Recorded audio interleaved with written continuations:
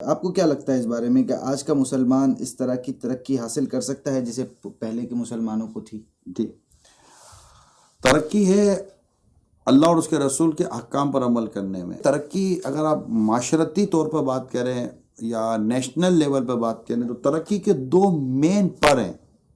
ایک ہے معیشت، یعنی آپ معاشی طور پر مستحکم ہیں۔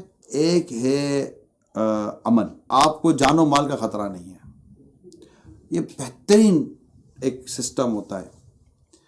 اس سسٹم یہ اگر یہ بات کریں نا تو سیدنا عمر بن عبدالعزیز رضی اللہ تعالیٰ عنہ کے جو دور مبارک تھا خلافت کا، اس میں امن بھی تھا اور معیشت اتنی اچھی تھی اور لوگ اتنے خوشحال تھے کہ جب آپ کے نمائندے جب زکوٰۃ جمع کر چکے لوگوں سے، اب زکوٰۃ دینے کی باری آئی ہے مستحقین کو، اور کوئی مستحق نہیں مل رہا۔ گویا کہ سید عمر بن عبدالعزیز رضی اللہ تعالیٰ عنہ نے اپنی پوری رعایا کو یوں سمجھو کہ وہ صاحب نصاب بنا دیا، امیر ہو گئے، امیر تھے ہاں سارے، مطلب وہ خوشحال ہو گئے تھے سارے خوشحال تھے کہ وہ زکوٰۃ لینے والی ان کی پوزیشن ہی نہیں رہی تھی۔ امن ایسا تھا کہ مرد اور عورت سب کو کسی قسم کو خطرہ لاحق نہیں تھا۔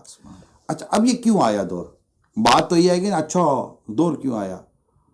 وہ دور آیا تقوی اور پرہیزگاری سے۔ اللہ قرآن کریم میں فرماتا ہے وَاعْلَمُوا أَنَّ اللَّهَ مَعَ الْمُتَّقِينَ، اور جان لو کہ اللہ متقیوں کے ساتھ ہے۔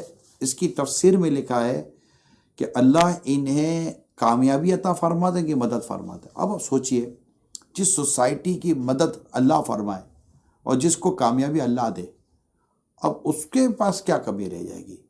تو میں نے تقوی، پرہیزگاری، خواہ وہ اقتدار میں ہو یا عوام میں ہو یا گھر میں ہو یا دفتر میں ہو، ہر جگہ تقوی اور پرہیزگاری ہو، اللہ اور اس کے رسول کی فرما برداری ہو، ترقی کہیں نہیں جاتی، ترقی آپ کے قدموں میں آ کر آپ کے قدموں کو چومے گی انشاءاللہ۔